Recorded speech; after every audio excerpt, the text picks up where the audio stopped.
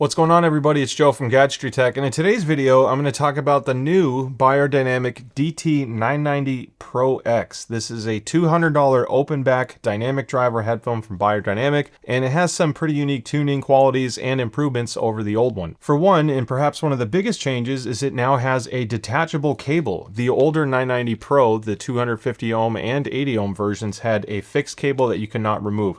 Not the end of the world because of the price point, but by today's standards, I think more people want a detachable cable, and it's nice to see that they're finally adding it to the open back variant as well. Also included is a little pouch, a carrying case, but I just want to point out this is rather thin. So if you're using this to stuff your headphone or multiple headphones in a duffel bag full of other gear, this may not hold up as well to that. It's more to keep the dust off of it and to keep it generally protected from scratches, but don't expect any real protection from it. Now, in addition to the detachable cable, there's one other huge change that they made with the 990 Pro X, and that is the impedance, because this uses the new Stellar 45 driver and the impedance has been dropped down to only 48 ohms. It's also very easy to drive. So the older 250 ohm version, which was the more popular one of the two, it needed a little bit more powerful amp to really kind of get them to sing and get the most out of it. It's not like they were hard to drive, but the 250 ohm noticeably just had you have to turn up the volume a little bit more. That's not the case with this one. Very easy to drive, and if you're considering something like this for gaming, just to get that out of the way, you can plug this directly into a controller as well, so they're very efficient. Now, before I get any further, I did want to disclose that Beyerdynamic did send this to me for review. I have no monetary exchange or kickbacks with them. There's nothing special with the affiliate links below, just generic Amazon thing. And after this video is done, I'm sending this headphone back. So I just wanted to disclose that. It won't affect what I say, but always believe in transparency. Normally, I don't bring out a piece of paper with some notes on it, but there's a very important quote from the product manager at Beyerdynamic, Kevin Nitsch. If I'm saying that right or wrong, I apologize. So this quote, it says, "The DT990 Pro X headphones are engineered to magnify subtle mix imperfections that might otherwise go unnoticed. A true companion for studio monitors." What this means is these are intentionally colored. They always have been. The older 990 Pro 250 ohm, that infamous 8000 hertz peak, that's by design. The Beyer peak that some people have memed into oblivion is a byproduct of them making headphones intended for mastering and production use. Because if you're creating a song, you don't want a headphone that's hiding those imperfections, because then it gets through the cracks and gets into production and release, and then the public hears it. They might have something that has more treble, and all of a sudden this sounds bad.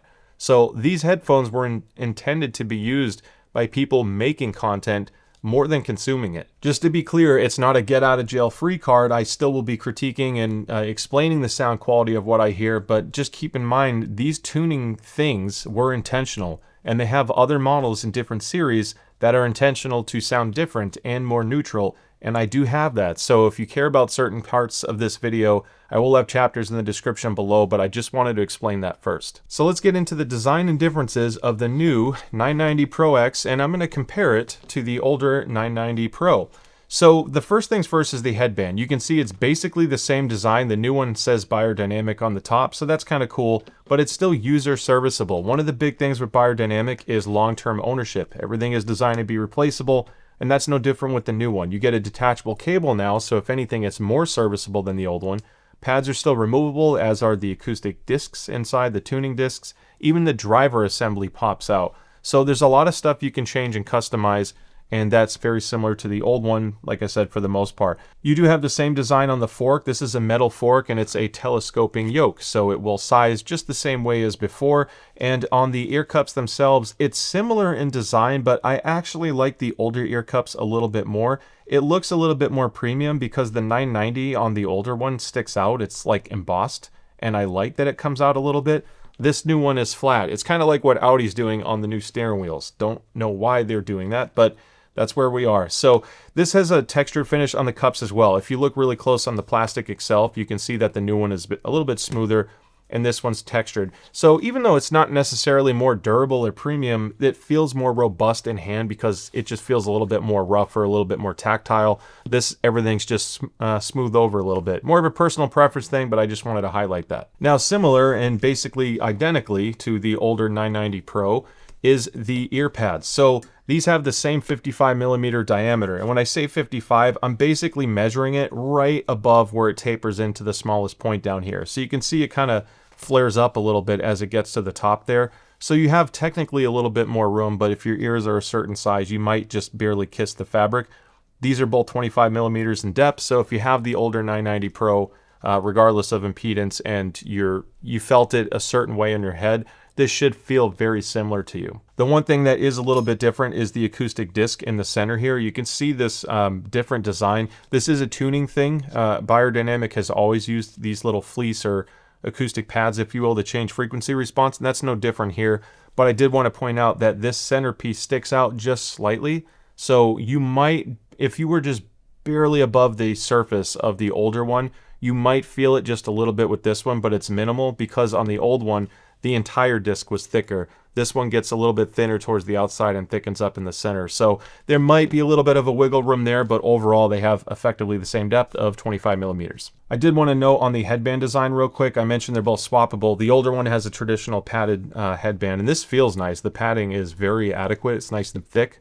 The new one has the same feel on the sides, but you can see there's a little bit of an indent here at the top because it's a pressure relief point. The idea is when you wear it on your head, that center point isn't really making contact with your head, and for a lot of headphones that have implemented this, it does help with long-term comfort.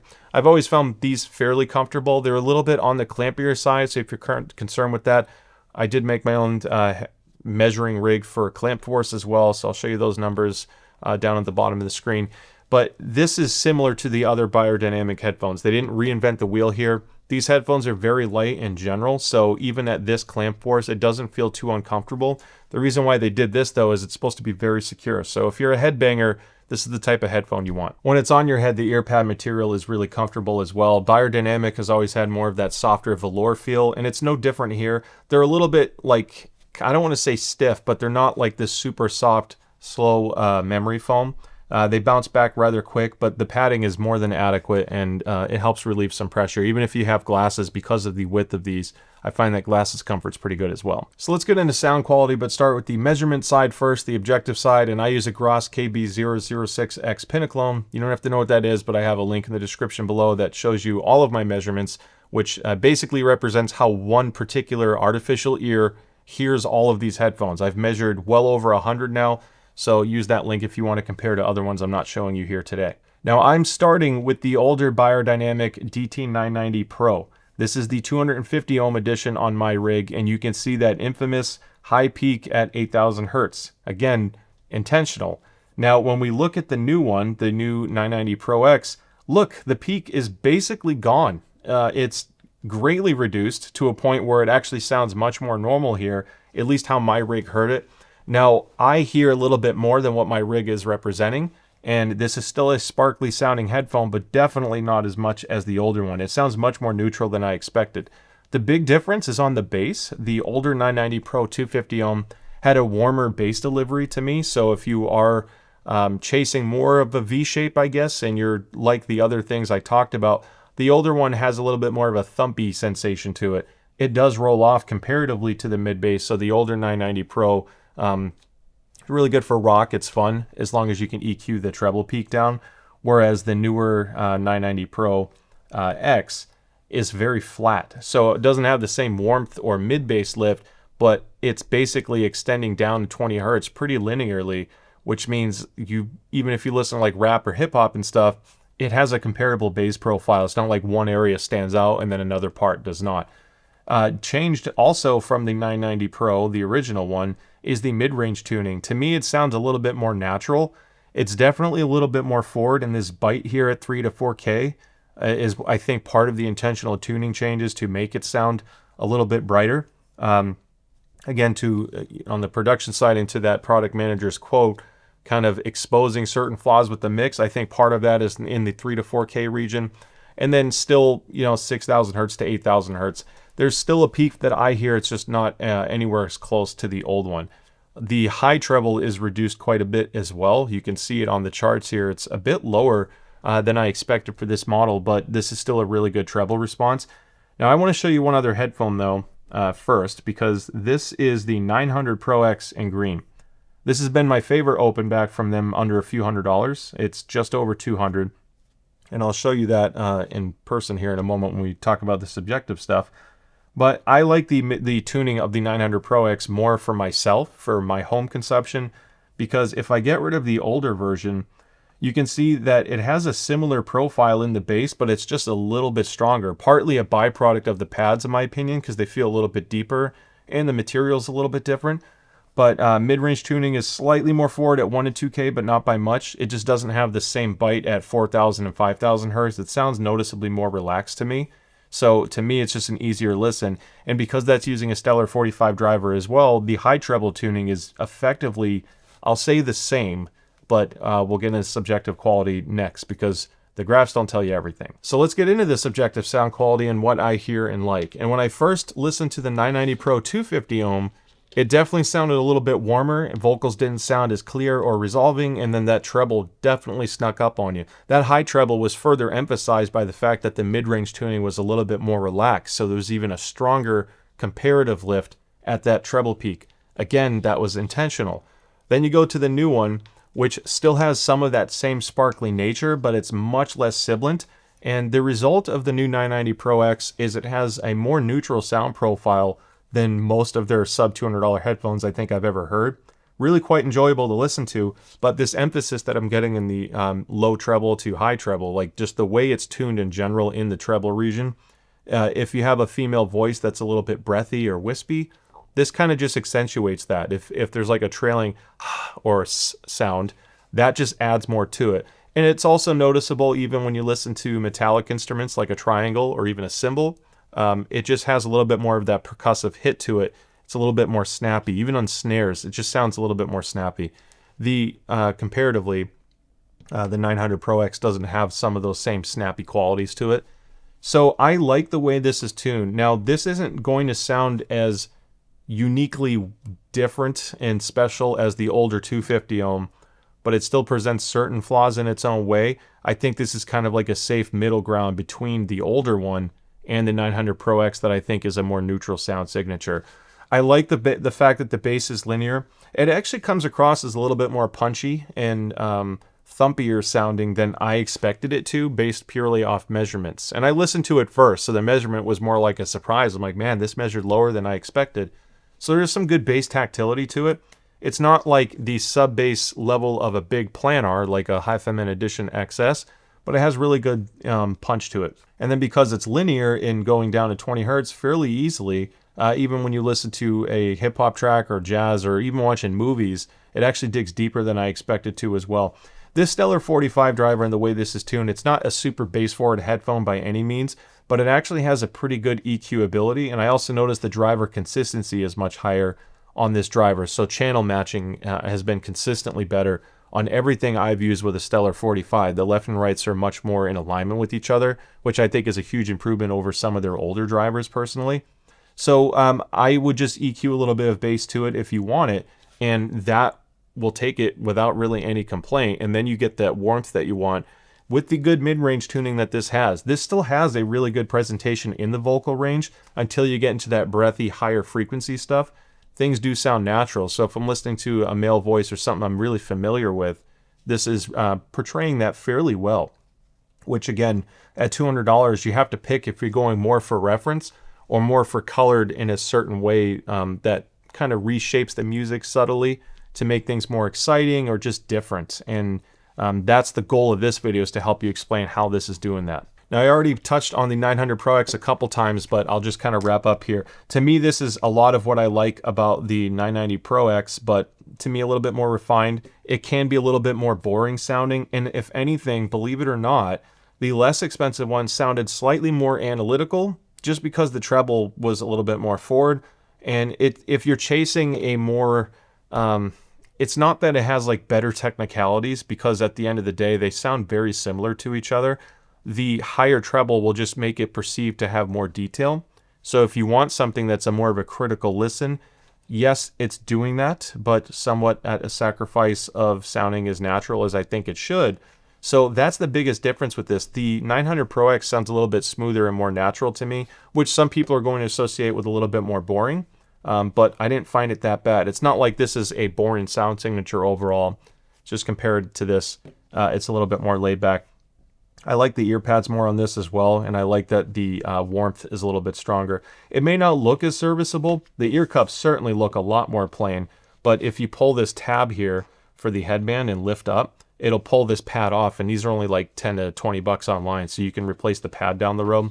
I wish they didn't have a leatherette design like this, but it's unique to this series. Then you have the 1990 Pro Mark II, which, I'll just be clear here, I don't like that tuning as much as the 900 Pro X, and if anything, I actually like the tuning slightly more on the 990 Pro X. So for about a third the price, I like the way this presents songs better.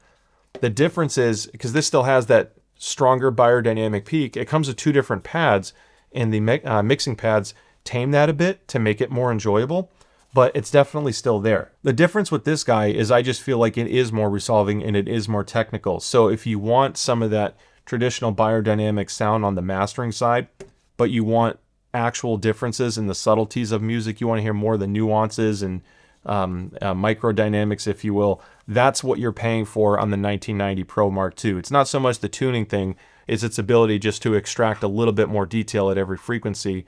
That's to me what stood out. Personally, from without being able to EQ it, I would rather just listen to the 900 Pro X for everything, and then followed by the 990 Pro X, the new one. So let's not pretend this guy doesn't exist, and there's so many headphones out there, so I'm obviously going to skip a huge majority of them, but I wanted to cover this because it too is $200 in the US. This is the Sennheiser HD6XX from Drop, and it's a fantastic headphone in the mid-range. This is much more natural sounding, and to me it's extremely clear. It scales really well, so this is one of the few times where you could buy a $200 headphone, then get a $1,000 amp or like a $5,000 amp DAC. I've seen people with just absurd setups hooked up to a headphone like this, and you can still hear some of the differences. It's really resolving. The issue with this guy is if you're chasing more of that sub bass and impact, they're not really known for that. So purely for listening to music, these are absolutely fantastic, especially with voices and acoustic performances. It's one of my favorite headphones for that.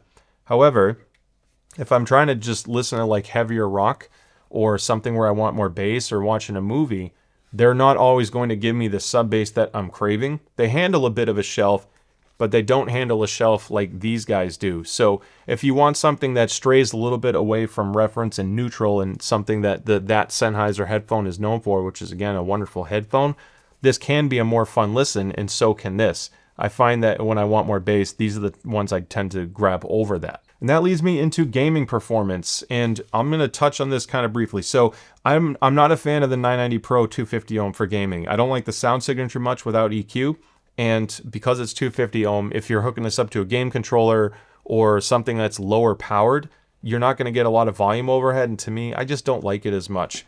The 990 Pro X was surprisingly good and fun for gaming. It sounds more energetic and wide sounding because of that treble lift. So if you want the immersive side and you want environmental scapes, if you will, if you're playing a game and you're outside, this sounds a little bit more open and like you hear the wind more. The 900 Pro X is smoother sounding and more bassy. If this had a bass shelf out of the box and that treble, it would be, of these four, an easy pick for my favorite one for gaming, for mixed use, casual story player games, single story games, stuff like that. Purely on a single headphone for jack of all trades for music and gaming, I still lean towards the 900 Pro X. It's still an open back, excellent imaging performance, really easy to go treble, but it's still resolving enough where I can be competitive. And I like that it has a little bit more warmth too, so if I switch over to a racing game or an immersive game, I can use a headphone like this and get that bass. You can EQ it, and I think this is a surprisingly good contender in that realm. Even with minor EQ, it really just needs a bass shelf, and that treble can actually be quite fun in gaming. So those are great picks. I don't think spending more for the 1990 Pro Mark II is going to be like the game changer you need for gaming, but it is a little bit more resolving and clear. So purely for FPS competitive play of all of these, if you can table down that treble to make it more enjoyable to listen to, then this is going to be the better headphone. But is it enough to justify 2 to 3 times the price? That's up to you. Okay, so we made it to the end of the video, and I'm sorry if I rambled a little bit in a couple areas there because, frankly, audio can't really be fully quantified. You really have to explain with some stories and kind of connect the dots to explain what something is.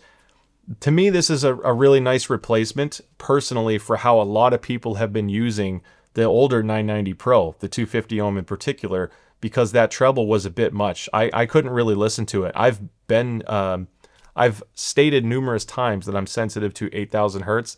So a headphone like that is known to be really strong there was really tough for me to listen to without EQ. I can see the benefits and the merit of having that much of a coloration for mixing and producing music, but not so much on the consumption side. This to me has a nice balance between both. So as being someone who doesn't professionally make music and content, I can't guarantee that this is going to be the right coloration you're looking for. They obviously know what they're doing there. They know more than I do. So these colorations are intentional. And like I said, it still sounded brighter to me than what my rig measured. So I think there's still some merit to using it for that.